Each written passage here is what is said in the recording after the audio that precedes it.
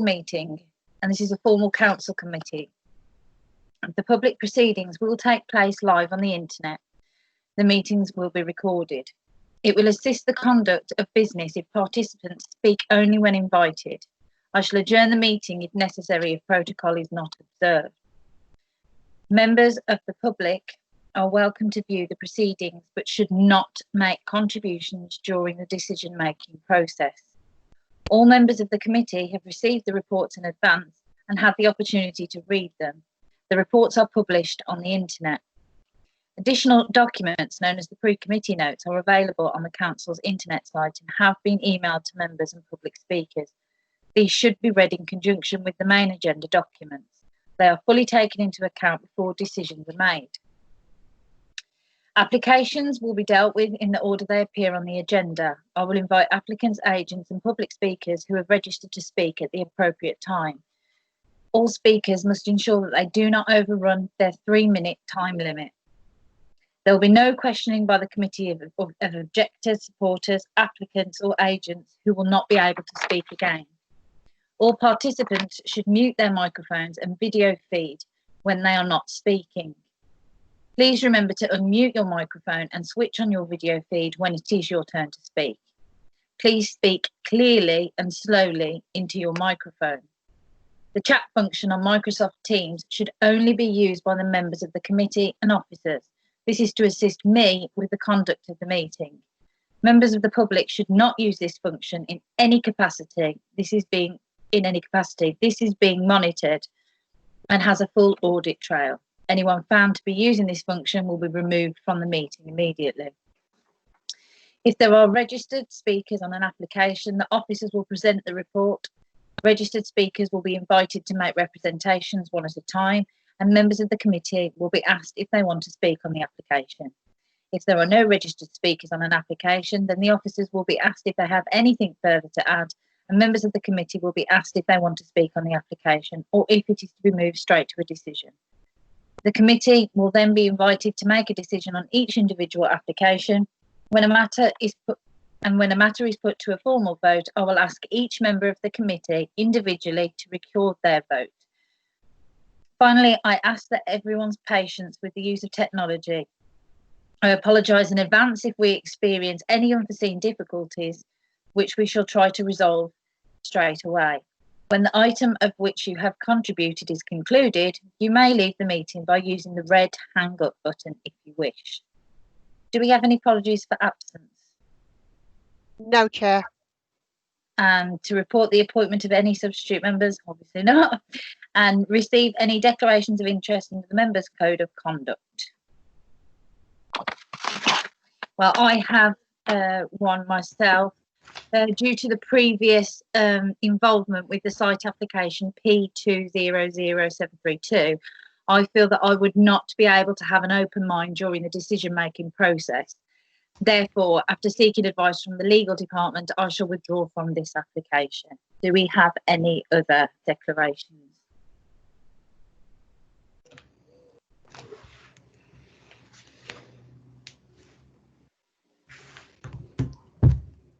Councillor Bradley?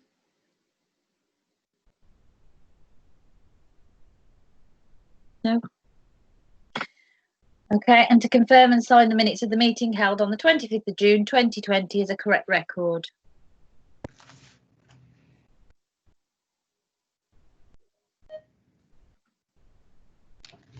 Is that a yes from the committee? Yes, Chair. Approve that, Chair. Thank you. Yes, approve, yes.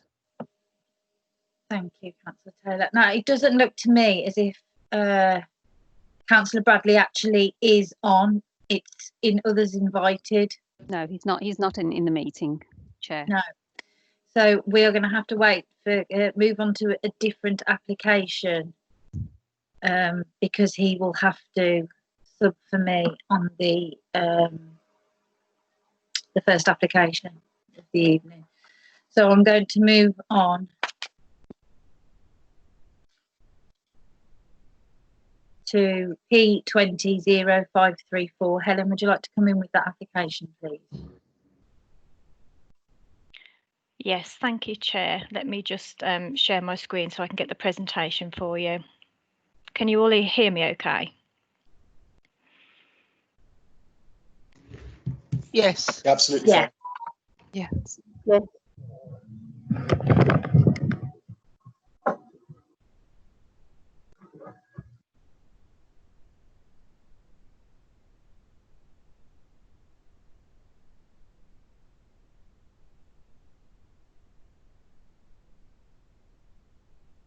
Can everyone see that screen now? Yep. Yeah. Yeah. Yes. Okay, thank you. Through you, Chair, then, planning application P20-0534, which is 75 Heath Street in Stourbridge. So this application seeks approval for a 2-storey side and rear extension and a single-storey rear extension.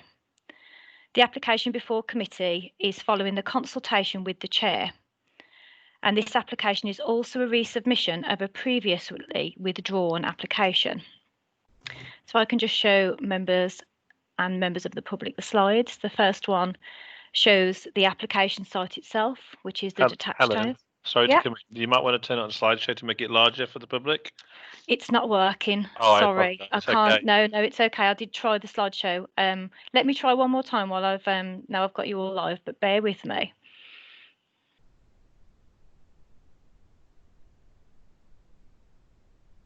Can you still see that now?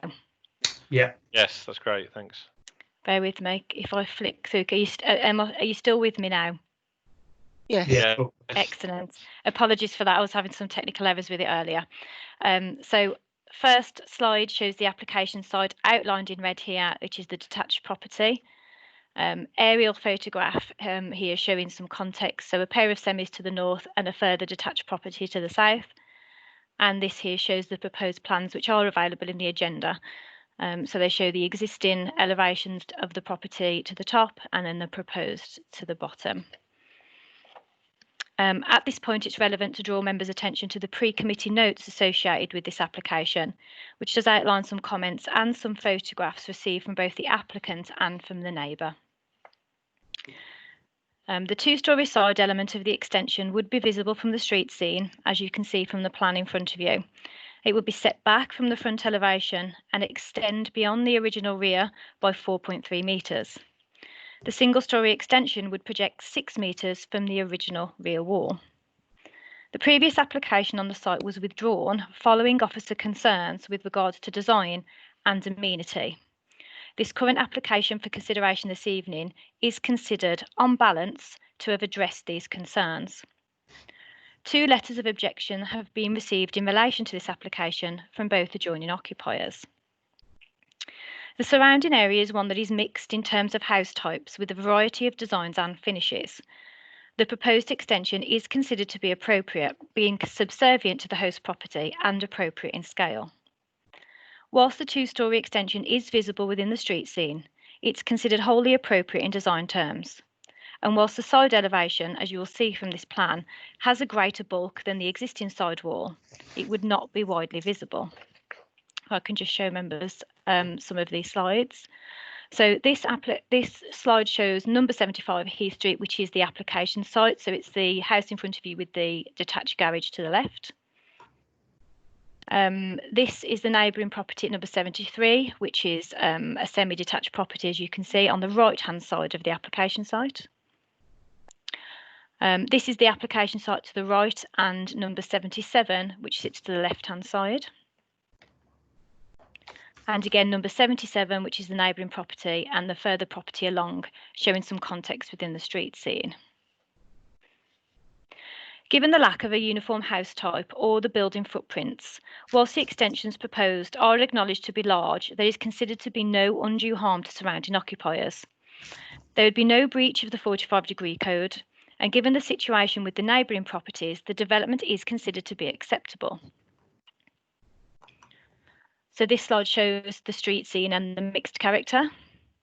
And then I've got some slides from the rear of the properties, which will help members have a bit of context. So the site you're looking at now is the rear of the application site itself.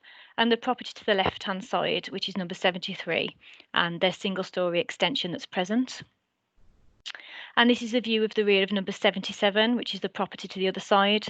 This shows the monopitch extension that's in place and the siting of the main house off the common boundary with the application site. And this is a view across the rear of the neighbours towards the application site and showing the flank wall of that single-storey monopitch extension. The final slide I'd like to show you here is a scene from Google Street View, which is 3D, and shows you some context of the wider area and includes the application site. So given the apologies, given all of the above and everything that's been discussed and put forward within the officer report, officers at this stage are recommending approval of the proposed extension. This is subject to conditions. Thank you, Chair. Thank you, Helen. Can I call on Mr. Watson to speak now, please? Have you got me now, Chair? Yeah, that's great. Thanks. Thank you, Chair, and good evening, everyone. Two main issues. First, on neighbour amenity, and in this respect, I speak both for myself and for number 73 Heath Street. The elderly neighbour at number 73 has a short and narrow garden, and so increasing the height of its southern boundary from 2 metres to 3.2 metres high, which would be the effect of the proposed development, would profoundly affect the amount of daylight his garden enjoys. And the overbearing 2-storey extension, just 7 metres beyond, will also impact on the enjoyment of his garden. Important at any time of life, but especially so in the later years. We too at 77, one of a pair of semis I would note rather than a detached property, we too at 77 will have our amenities severely impacted. We will be faced by a 3.2 metre high wall only 1 metre away when we open our front door. Our main entrance will be more like an entry than a pathway. That can't be right. But, Chair, it's the impact on the quality and character of the street scene of building across and filling the full width of the plot with an oversized garage that is of grave concern. This is a designated area of high historic landscape value, and the pattern of development on this side of the road from the southern end of Heath Street to the application site, well illustrated, I might say, by the aerial image in front of you, is both attractive and consistent. Characteristically, 1 metre gaps to buildings either side of a dividing wall, and that provides functionality, conviviality and respect for neighbour amenity, visual territory for individual buildings, and a pleasing grain to this important and prominent part of the area of high historic landscape value. The proposed development, and in particular the extent of its street frontage, is wholly inconsistent with and detrimental to this historic grain and character. This is a material planning consideration paid scant regard by the officer's reports, but which should carry significant weight in decision making, and I ask that you treat it so. Chair, the Council's adopted planning policies for amenity and for the historic environment reflect the essence of good planning, respect for context. I'm afraid that this proposal, as it stands, fails both of these policy tests, and I urge you to reject it. Thank you, Mr. Watson. Can I now call on Mr. Smith to speak, please?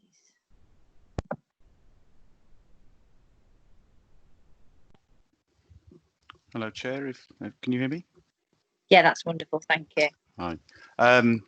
First of all, a few apologies. I'm blissfully unaware of the process and what goes into the packs. So my MO was merely to provide some visibility of the street scene further to the north as well as the south and Bailey Street. Hence the photographs that arrived in the pack today. Hopefully everybody's seen those, so there is a little bit more context. The other side of the house, everything is very different. I did want to also touch on the previous withdrawn application. We did receive some pretty firm feedback on the previous application for a full apron.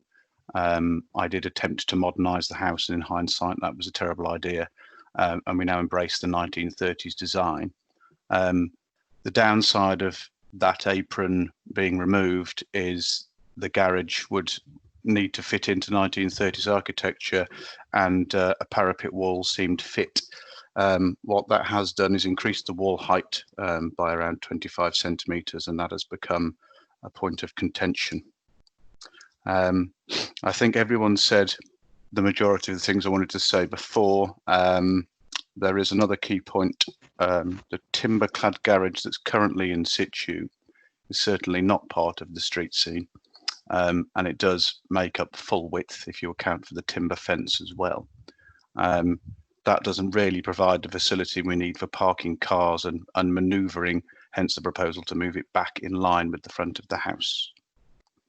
A replacement of that timber garage to something more tasteful, in my opinion, and this is of course subjective, would improve the street scene no end. I'd also like to call out the relation to the neighbouring houses. If you wouldn't mind flicking back to the slide that shows the rear elevation. I did cast a tape measure over the rear extension of 77, and from the rear elevation of my property 75, that extends 7.5 metres. And possibly more controversial is the extension of 73 from the rear elevation of my house number 75, that extends 3.5 metres. So with the current plans, the extension would go out roughly 2.5 metres beyond their extension, as you can see there, which is just beyond the edge of the deck.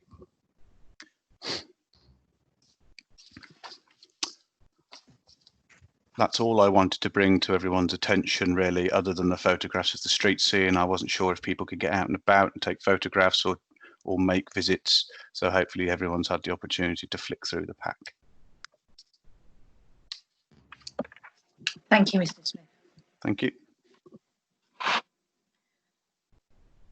Right then, over to the committee. Does any of the members have any questions, or would the officer like to come back on any of the comments that were made? Yeah, just to confirm, Chair, the pack of information that Mr. Smith is referring to is included within the pre-committee notes that's available for members. That does include the photographs that he submitted, so they have been made available for everyone to see. And just in terms of the design, as referred to by the public speaker, we do think the design is consistent with the house type that we are looking to extend, and that yes, we acknowledge the gaps in the rhythm of the street, and there is a gap maintained at first floor here, albeit not so much at ground floor, but that gap is maintained. That was it for me. Thank you, Chair. Thank you, Helen. Councillor Taylor. Helen, is it possible that you could unshare your screen, please? Thank you. Good evening, Chair. Will you clarify, because I'm not very good with reading plans that are set out like this. The extension is across the whole of the back, which is a single story, and at the side of the property, which is a double story. I just want to clarify that that's what I'm reading. Is that right? Of course, Councillor Taylor, through you, Chair. Yes, a two-storey side extension, so 2 stories to the side with a single-storey element at the side as well and across the rear. So single-storey across the rear, 2-storey to the side, but the 2-storey does project beyond the original rear and just returns slightly. So that's what you'll see from that proposed rear elevation on the plan. But yeah, at ground floor, at the rear, single-storey. Thank you, Chair. Thank you. Any further questions from the committee? No, so if we are all ready to make a decision on that, can I ask Councillor Ahmed, are you for or against the application? Or do you wish to abstain? I'm for the recommendation, Chair. Thank you. Councillor Harley? I'm for. Councillor Taylor? For. Councillor Cowell? For approval, Chair. Councillor Hanif? I'm for the application, Chair. Councillor Neal? I approve the application, Chair. Councillor Burston, I approve the application. and I approve the application also. So that application has been approved. Thank you. Right, so we're going to move on now to the application, which is,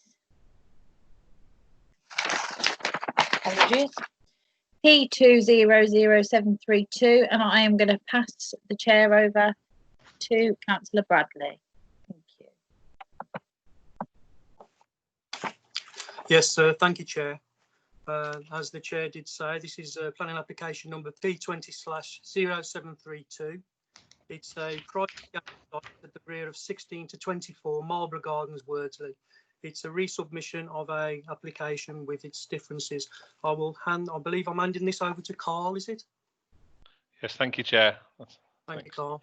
Thanks. Helen, we're going through the presentation for me, so just so people are aware, and I'll ask you to move on at the appropriate time. So as members are aware, this application is a second application to follow the one which was previously determined under delegated powers following consultation with the chair of committee. Whilst not for formal consideration, members of this committee were asked for a view on that application at the May committee meeting.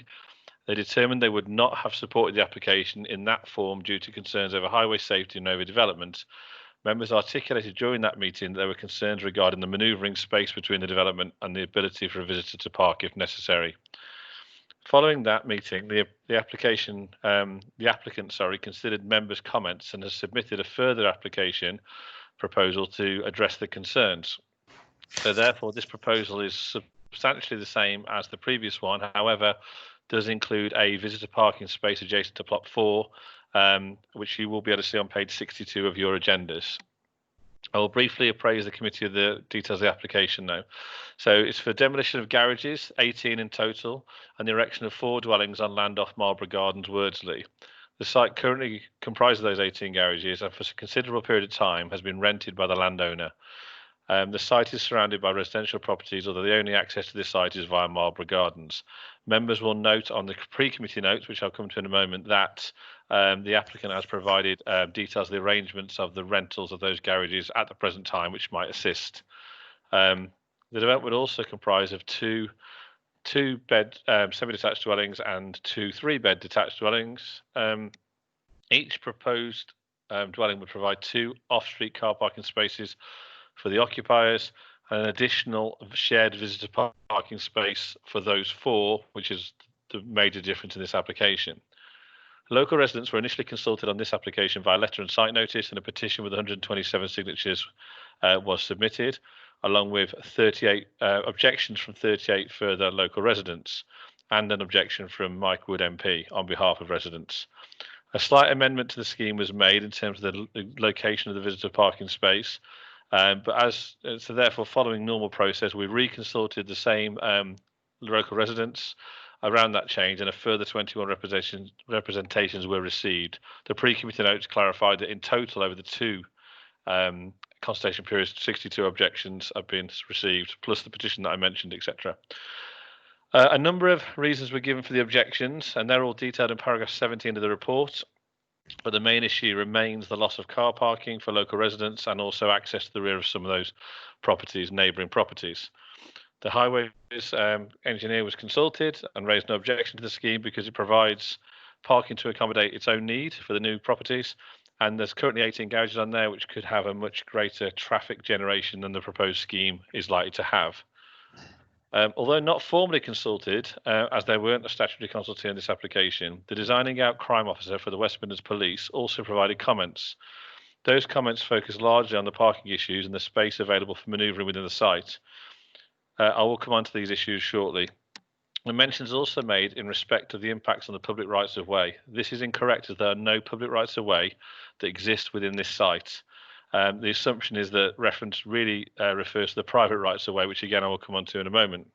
The relevant policies are outlined in your report, paragraph 23 to 26, but the key issues are addressed from paragraph 27 onwards. In summary, the principle of the development and the layout and design are considered to be acceptable. It's also considered there will not be any significant impact on the amenity for residents. In respect to comments about public rights of way within the site, there are none, as I've said. The only rights of way that exist are private and therefore between the landowner and those who currently enjoy those rights. I am, however, informed, and it's indicated in the submissions, that rights of way will be retained for those on foot, but the rights of way for vehicles to, or the access for vehicles that currently exist to rear of properties will not be able to be maintained. Now I'll turn to the parking concerns. Again, if I draw your attention to the pre-committee notes, these include the second consultation outcome. It includes comments from Mr. Blood, who's a local resident and objector, and comments from the applicant, Mrs. Ipkiss, and then a summary of the aforementioned comments from the Design Out Crime Officer. The Design Out Crime Officer has commented that this site does need to be redeveloped to make it less attractive for antisocial behaviour. But there are two separate issues that relate to parking. Both of these can be considered to be material planning issues. The first relates to the parking and traffic impact of the new development on the development itself. The comments of the highways engineer relate to this point specifically, as it's imperative that any new development provides sufficient parking space for the residents who will live there. The proposed parking does meet the council standards for these dwellings, as outlined in our parking SPD. Consideration would also be given to the impact of the development on the traffic levels of the area. As said before, there are 18 garages which could generate significant traffic, and there are only 4 properties proposed in its place. Therefore, it's considered to be likely to be a reduction in traffic, not an increase. Whilst the Design and Out Crime Officer has indicated that he feels the level of parking is insufficient, it does comply with our standards. In fact, the provision of a shared parking space exceeds the requirements of an SPD. Usually, a shared visitor parking space is only required when 5 or more dwellings are proposed. The Design Out Crime Officer has also expressed doubt over the ability of vehicles to manoeuvre safely within the site. Helen, if you could move on to this particular image, this shows the swept paths of a 3.5-ton vehicle, delivery vehicle. And you can see, hopefully you can see on the screen there from the green lines, that such a vehicle could quite comfortably manoeuvre within the site and exit in a forward gear without encroaching on any of the parking areas or private spaces. The second separate issue is in relation to parking impact, which the scheme would have on parking in the locality. This is a material planning consideration, but it must be seen in context. It states, as stated previously, there will be additional pressure on local residents' parking. This is due to the lack of off-street parking which currently exists in the estate in comparison to the need. Whilst residents have been able to use the land in question for parking, it's always been done by renting the garages and or parking spaces from the owner. There's no evidence of any legal or planning requirement for this to be provided for local residents.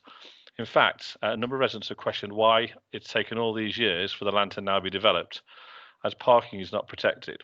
As part of the assessment of the application, we came across a note from, I think it's 1960 or 1970, sorry.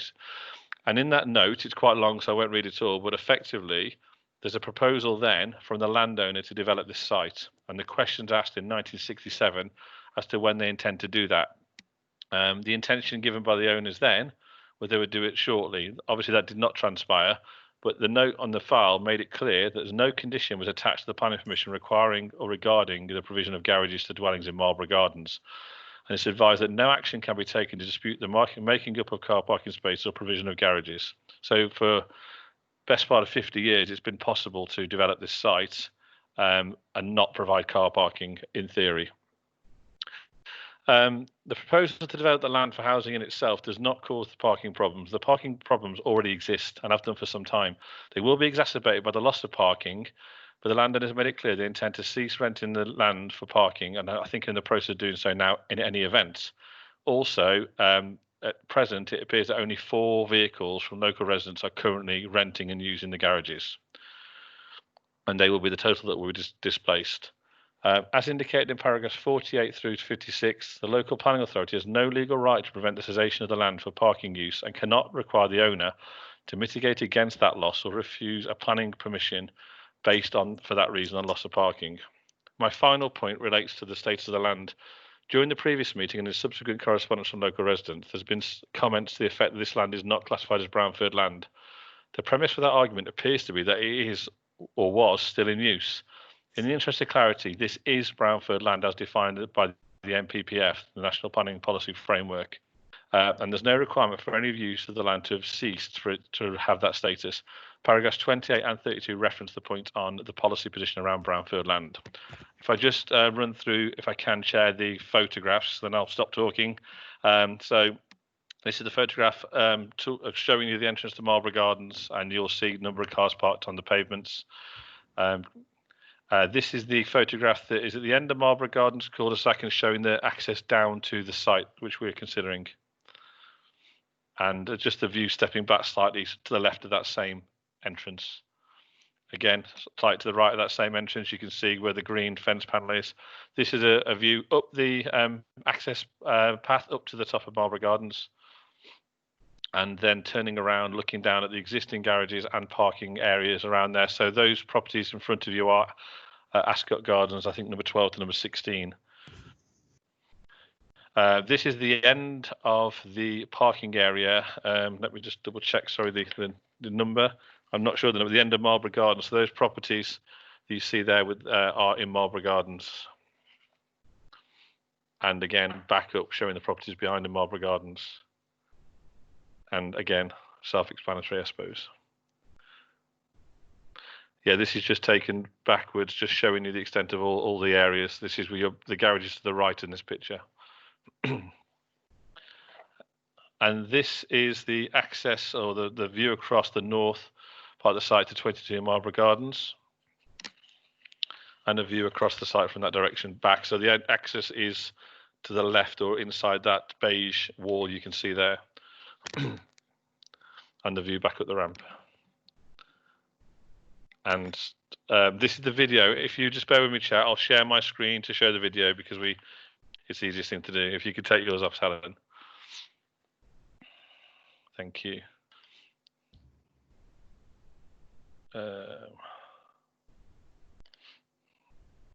If you could just confirm, Chair, you can see that? Oh, the image on screen. I haven't started it yet. Yes, Carl. Okay. Okay, I'll play it. Thank you.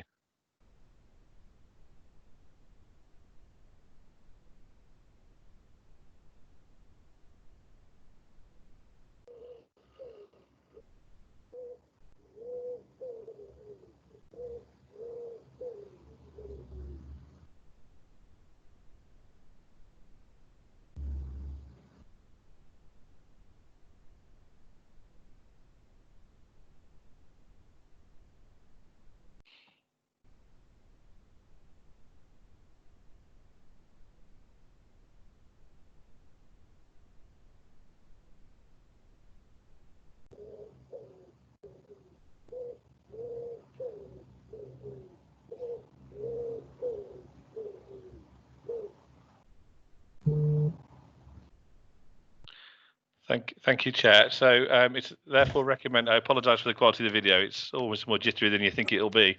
I therefore recommend, officers, that the application is approved subject to conditions outlined in the report. Thank you, Chair. Yes, sir. Thank you, Carl. Right. I'll call on our first speaker, please, Mr. David Blood.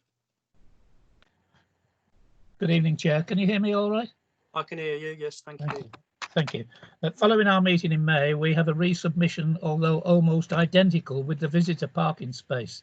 It quickly had to change when it was pointed out that they were proposing to drive a vehicle over a 4-foot drop from the driveway. This was changed and moved across, but now would have to negotiate an 18-inch drop, so nothing much has changed. The site is still being used for garaging, with residents still paying rentals, so any reference to it being a brownfield site is purely for Dudley Council's housing targets and the applicants who acquired the site a few years ago and can't wait to get rid of it. The developers are proposing to change the rights of way and other areas which have been there when the estate was built in the 1960s. Residents' deeds clearly indicate these rights of way, which are registered with the land registry. Surely planners could visit the site and advise the developers that their proposal is not safe and cannot be accomplished. Mr. Miller confirmed last week neither he nor his colleagues have visited the site since January. When asked by the committee in May, Mr. Miller stated the emergency services were not required to provide reports. Members, the residents invited West Midlands Police to give a report, and it is utterly damning. This was dated and received by the council on the 8th of July. but unlike other objections, it was not published until the 13th of July after a stern email from the leader of the council, but no mention in planning meeting notice issued on that 13th of July. Mr. Mellor has stated there is no reason for a fire appliance can't access the land. The fire authority stated there would be a few inches either side of an appliance and their regulations mean they cannot access the land. This approved fire safety document is also available. In addition, several services would be involved in an emergency. Is there room? Once again, overdevelopment comes to mind. The National Planning Policy Framework states planning is defined as the control of the use of land in the public interest, also to help achieve sustainable development. Good design is creating better places in which to live and work. It helps to make development acceptable to communities. The definition of sustainable means, and I quote, ensuring that better lives for ourselves doesn't mean worse lives for future generations. This application would mean worse lives for future generations.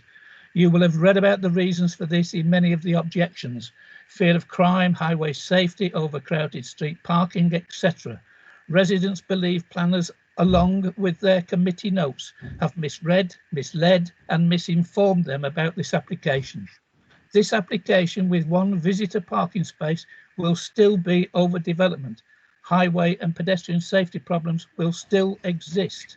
Time, On Chair. behalf of our residents, our MP and councillors who know their constituents and ward better, we ask once again to reject this error-ridden. Time, Chair. Thank you, Mr. Blood. Thank you. Sorry, I overrun a minute. Okay. Could I call on Mrs. Hipkiss, please? Yes, thank you, Chair. Can you hear me okay? Yes, I can. Thank you. Good evening, everyone. I'd like to address two main points. Firstly, why this amended scheme should be granted permission in its own right, and number two, the relevance of the permission that was granted in April.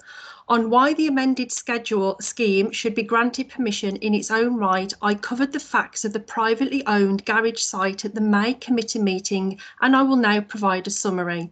The right-of-way across the site that serves 12, 13, 14 and 15 Ascot Gardens will remain and will still be in use. The rights-of-way that surround the site are outside of the boundary. These will remain and will be untouched.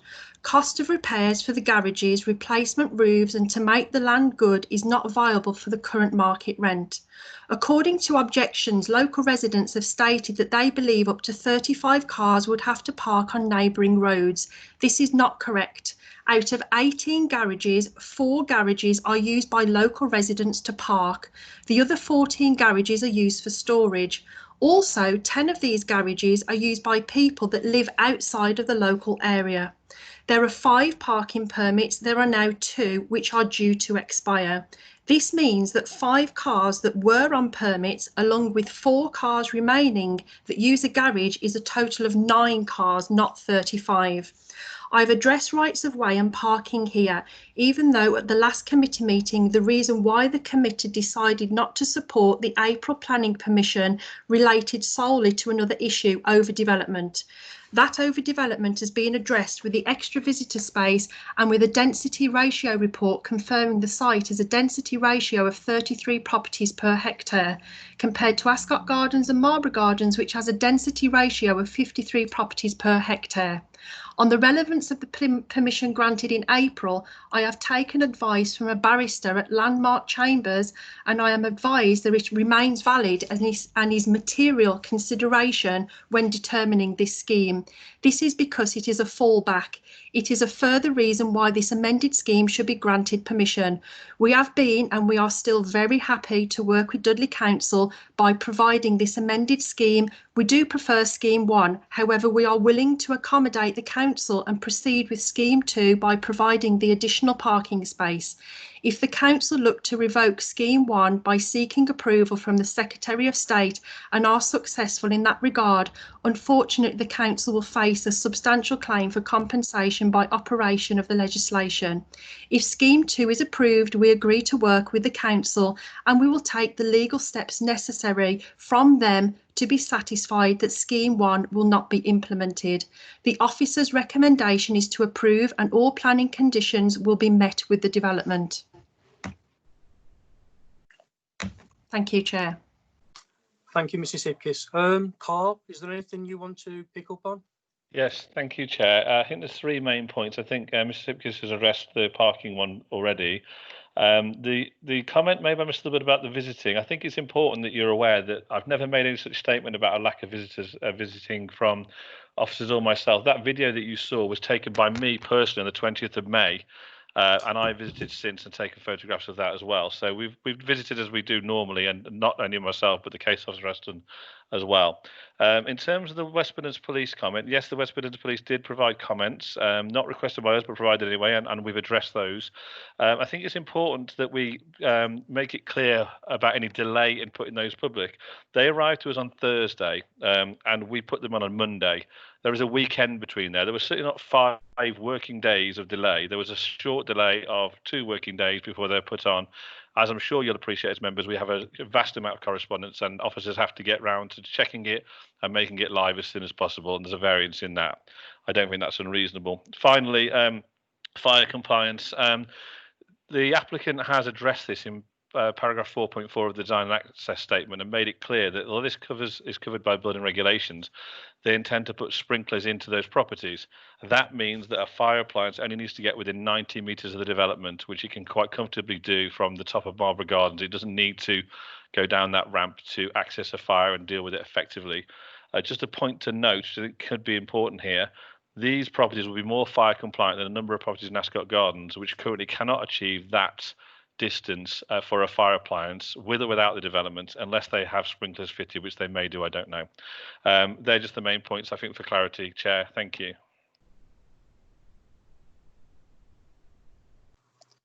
Yes, sir. Thank you, Carl. I'll open it up to committee then. Is there any members of the committee who would like to? Councillor Cowell.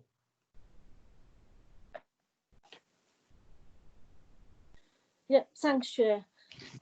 Just going back to this issue around access and parking, I accept fundamentally that the garage is lost is a red herring. I fully understand that because that's just how it is. And I do think that that's caused a bit of confusion. But in terms of the available space, if you look at a normal development, you'd normally be able to park, extra visitors would be able to park a little bit further down the road or whatever. But there just isn't anywhere here. The only way you could do it would be on the end of the driveways. I accept there's one additional space, but I'm a bit concerned that that still isn't sufficient. And if anybody tries to perch on the end of the driveways, then I think there would be a problem with manoeuvring and the whole thing would just get completely blocked up. So whilst to take on board some of the legal technicalities, I do actually think there is still an issue with parking. And I think the issue with the garages, of course, well, by definition, they actually provided parking. So I think my own concern is there just simply is not going to be enough room, and potentially we're going to have more than one visitor space, required. So I do still have some concerns about that. Thanks, Chair. Thank you, Councillor Cole. Yeah. I'll just pop a question in myself, if that's okay. Paragraph 46. And it says in there, and I quote, the highway engineer concluded that the likelihood of conflict at the narrow access was minimal. We're talking about cars actually going into the site and back out. Marlborough Gardens is not considered to be busy road, and reversing would be a significant issue in any case. Well, I will be absolutely honest with this. This is a rather tender, difficult application because I did visit the site. And I have to say the photos that we've been shown tonight are not what I saw. I saw a very, very busy road. And one of the problems that I've got is actually where the actual site is. There were cars around there. And even though the highway engineer says that the conflict of the narrow access would be minimal, I do take that on board. We're not talking about a heap of houses, but we are talking about the fact that when I went down there, I was the only car that could get down there, so it was practically a one-way system with parked cars both sides of me.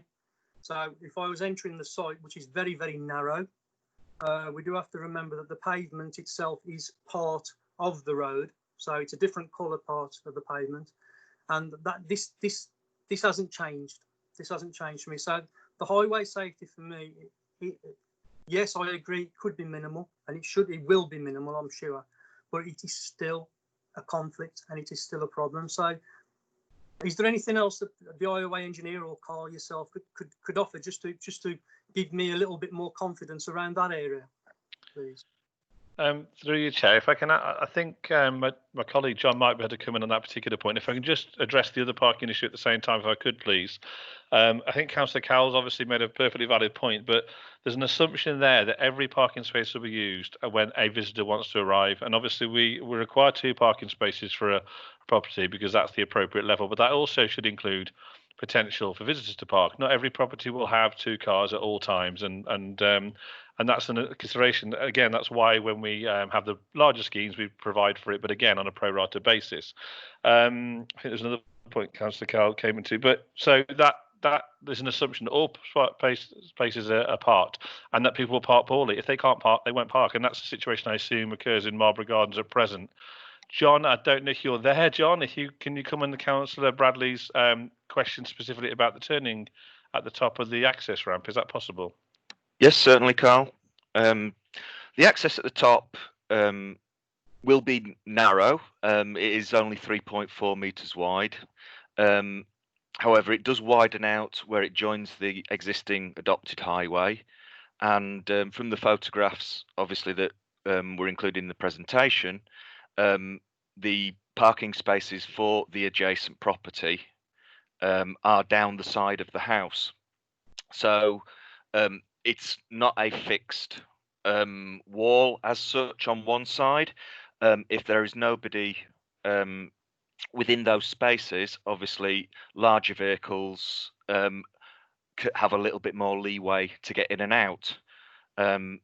Once the vehicle observes something coming up the ramp, it can wait at the top on the adopted highway, and the vehicle can get past as a two-way flow. The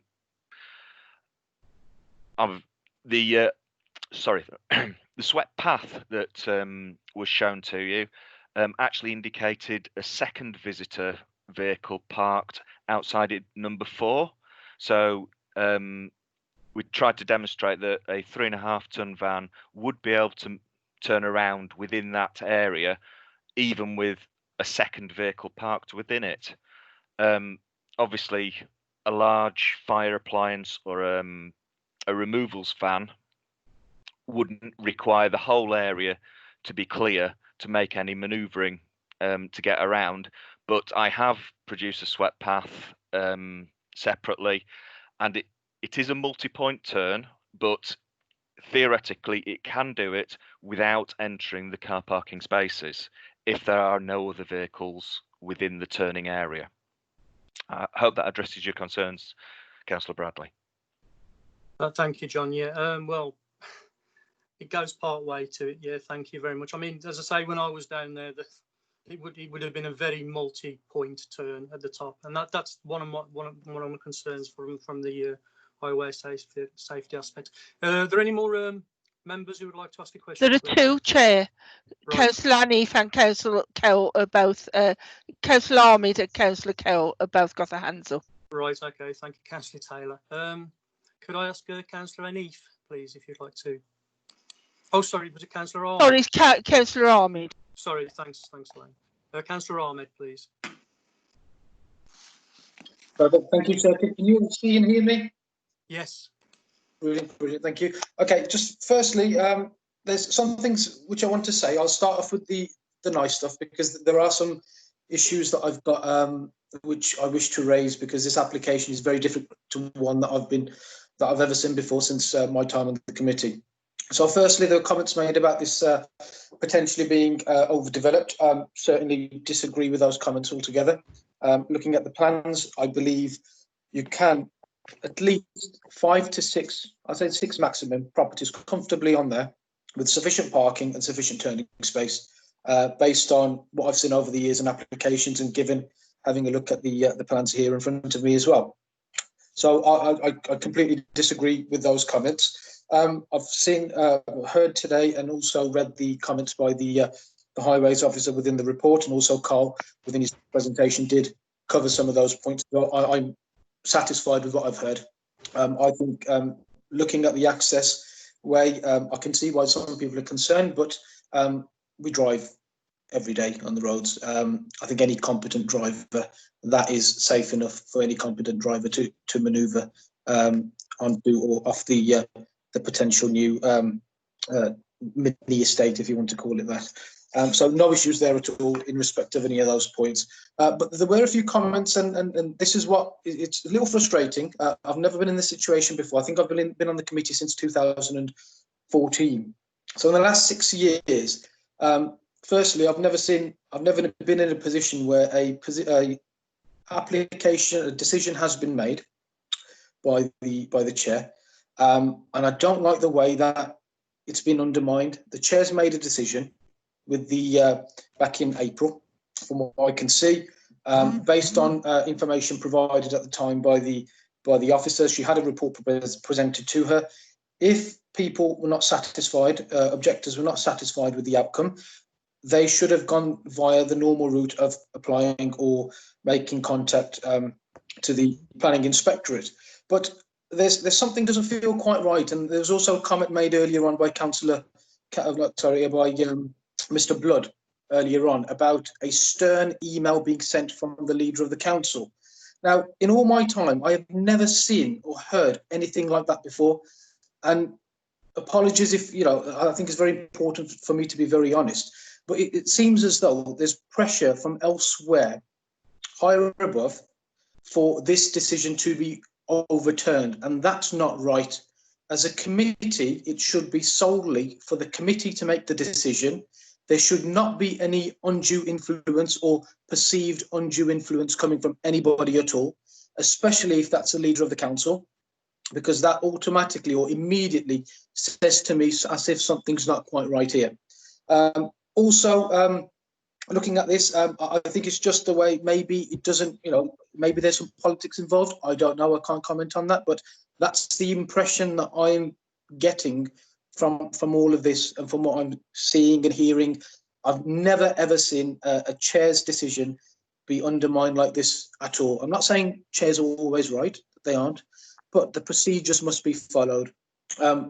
Based on planning, and from my experience and everything I've looked at in the past, this application is not a difficult application at all. I think somebody said earlier on, it's not.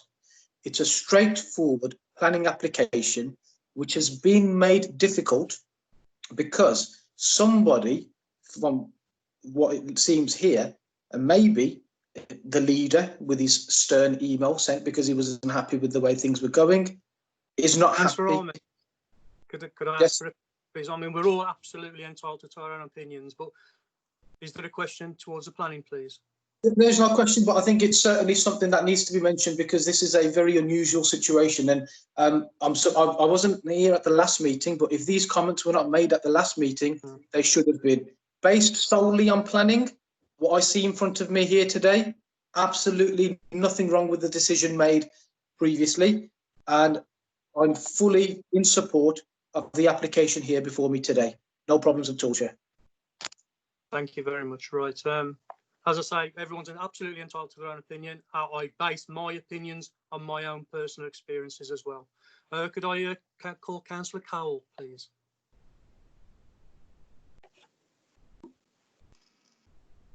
Thanks, Chair. Yeah, just going back to the manoeuvring issues, if you look at plots 2 and 3, the cars are sort of parked one behind the other on the double driveway. And I just wondered if I could have some reassurance in terms of how the vehicles would get off those drives if there was people parked at the property opposite. It does seem quite tight to me.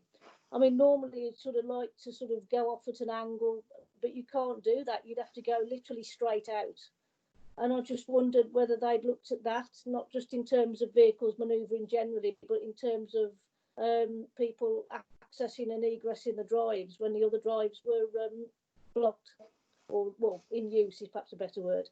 If I could just have some reassurance about that, please. Thank you. If I might come in, Chair. Of course. John Hendley.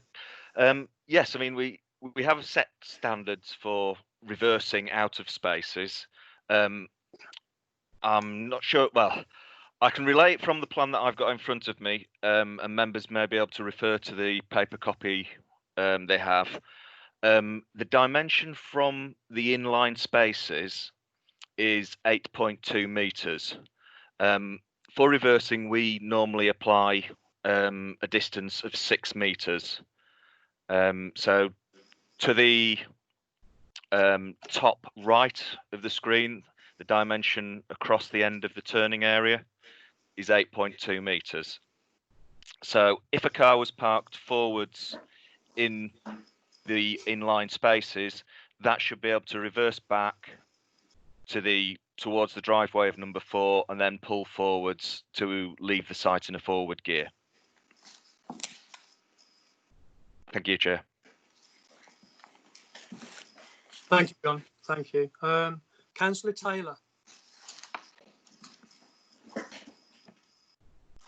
Right, good evening. Sorry, hello again.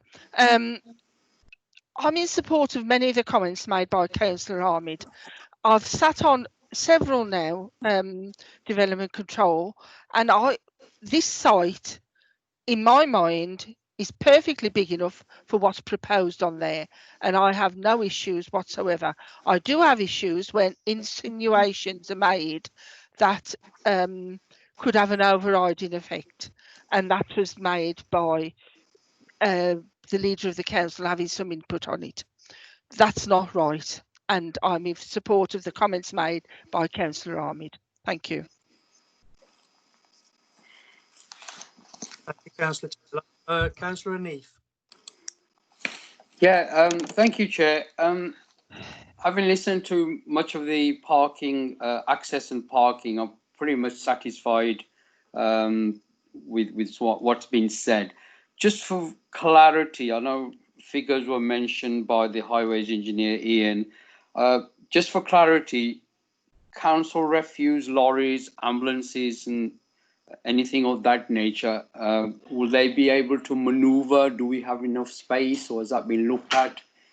Okay, that's point number 1. Point number 2, looking at land contamination, since the site is a former garage site, a builder's yard, in the actual book, it doesn't really state how sort of to what length this has been looked at.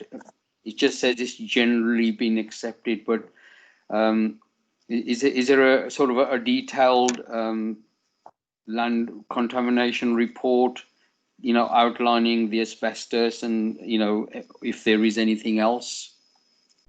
So that's just 2 points I want cleared, clarity on, Chair. Through you, Chair, would you like to come back? Thank you. Yeah, if I can address the contamination, maybe John comes back on the highways, Councillor Hanif, if that's okay. Yeah, the standard condition that is recommended for contamination is one that requires a level of investigation when works commence. That allows, or not when works commence, but exploratory works, that allows us to ascertain whether there's any significant contamination that needs remediation. I can't find the number on here, but I believe that's been included as requested by the contamination team. It has, I think it's condition 9. It's condition 8 and 9 if 9 is required. So it's quite a standard practice where we're not entirely sure what's in the ground, that exploration work does that, and then if we find something, there's further conditions to require works to be, and if there isn't, then they can move on. Thank you. And John, do you mind coming back on Councillor other question, please? Certainly. We haven't looked at getting a refuse vehicle down into the estate, purely because the applicant has never requested for it to be adopted as highway. Therefore, the standard condition will be that the residents will have to bring their bins up towards the top of the access ramp and place them there within 10 metres of the adopted highway, and the refuse collectors will take the wheelie bins and recycling bins and place them into the vehicle, which will be parked on Marlborough Gardens. Okay. Yeah, that's fine. Did get your name wrong. It's John, not Ian. So sorry about that. No problem at all, Councillor. Back to you, Chair. Thank you, Councillor Neath. I'm sure it's forgivable. Councillor Burston, I believe your hand went up. Yeah, just regarding the access for large vehicles, presumably the fire authority would have contingencies in place already should a fire occur at one of the garages. So presumably there's already a practice drill, if indeed one hasn't already happened, whereby a fire tender could actually either access the drive or, as you say, have sufficient hose length to deal with a fire without having to access the drive.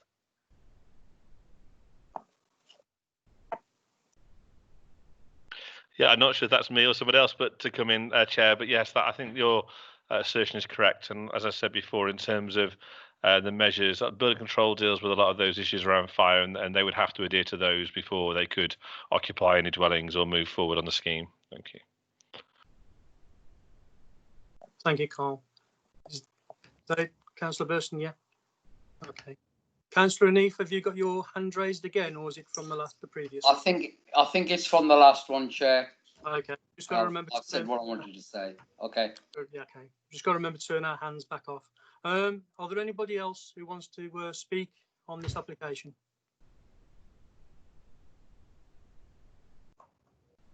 No. Okay. So I mean, for me, in summary, I do struggle with this application on my own merits. I welcome the amount of work that Dudley Council, the Planning Authority, have done with the applicant. I also welcome the sprinkler systems. I think that's interesting, and that they have. It's just on my own experiences. When I went down there in a car, I just thought it was very. The site isn't that big. It is a large. By the time the roads is on there, it wouldn't be a massive site. I do have to look at things on merit. Our local planning officers, who are very good, they legally can only look at applications on merit. But as councillors, we just have to go that little bit further. We just have to look at the whole thing. Otherwise, what would be the point of a development control committee? So, I mean, I look on the overall aspects. We have negative comments from the police, non-statutory, but they are negative comments. We've got a petition with 127 strong petition. Both ward councillors are not happy with this application. We have an MP who's not happy with this application. And my own personal concerns are access. The access itself is very, very narrow, and I do think it is overdevelopment, but that's me, that's my opinion. And if there are no more questions, I would like to put it to the vote. Right, I will put this on. Okay, we will go through one at a time. This is planning application number P20 0732 Marlborough Gardens, and the vote is to refuse or approve. So I will go in alphabetical order. Councillor Ahmed. Was taken into consideration, planning consideration only, and no political involvement. I approve the application, Chair. Thank you. Councillor Burston. I approve the application, Chair. Thank you. Councillor Cowell. I'm still minded to refuse, Chair. Thank you. Councillor Neath. I approve the application, Chair, subject to conditions. Yes, thank you. Councillor Harley. I'm against. Councillor Neal. I approve, Chair. Approve. Yes, Chair, I approve. Thank you. Councillor Taylor. I approve, Chair. Thank you. Right. There's only myself to vote. Well, I'm with Councillor Cowell. I'm to refuse. So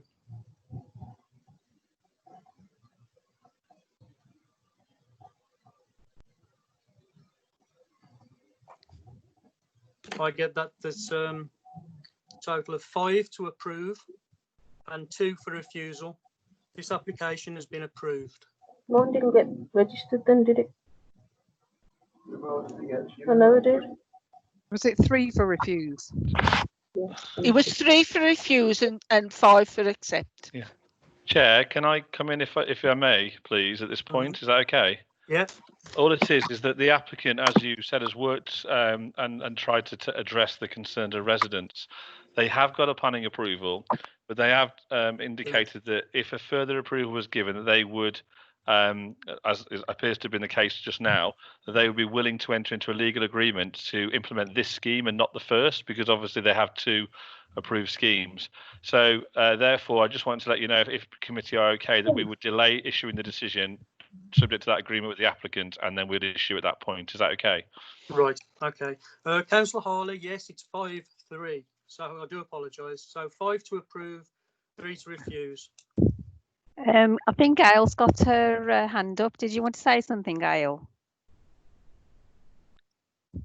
Sorry, no, I was just clarifying that I'd written down that 3 people had refused the application, so now That's we know okay. it's approved. And then, Sorry. and then Carl just made his mention of delaying the application if members are happy to delay issuing it pending the 106. Yes. Okay. Sorry about that. That was my mistake. Right. So that application has been approved. I will now hand the rest of the meeting back over to the chair. Thank you. Thank you, Councillor Bradley. So moving on to the next planning application, which is planning application P191522, and that's the vacant land between 34 and 52 Summit Place, Lower Gornal. Helen, is there anything that you'd like to add to this application before I hand it to the committee, or are you happy for me to put it straight to the committee? Thank you, Chair, and through you, just to refer members to the pre-committee note on this one, we did have an additional letter of objection, but just to say there were no material planning considerations raised within this letter. That was everything from me, Chair. Thank you very much. Thank you, Helen. Members of the committee, do any of you wish to ask any questions or make any points on this application? Councillor Neave, do you have your hand up for this application, or is it from the previous one? I think it's from the previous one, Chair. No worries. Thank you. So no one wishes to speak on this application, so we'll go straight to the vote. All those in favour of the recommendation for application P191522, I will go to Councillor Hanif. I approve, Chair. Thank you. Councillor Ahmed. Approve, Chair. Councillor Harley. Approve. Councillor Taylor.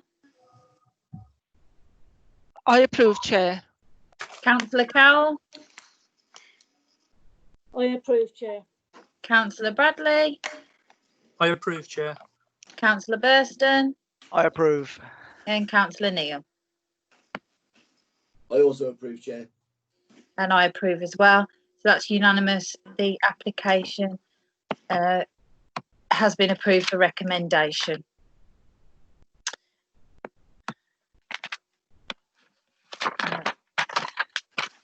Moving on to item number 7 on the agenda, and that is to consider any questions from members to the chair where 2 clear days notice has been given to the monitoring officer under Council Procedure Rule 11.8. There are none, Chair. Thanks, Kim. And that ends this evening's meeting. Thank you all. Thank you. Thank you all. Take care. Thank you. Thank you. Bye. Thank you, Chair. Bye-bye. Bye-bye. Thank you Bye. all.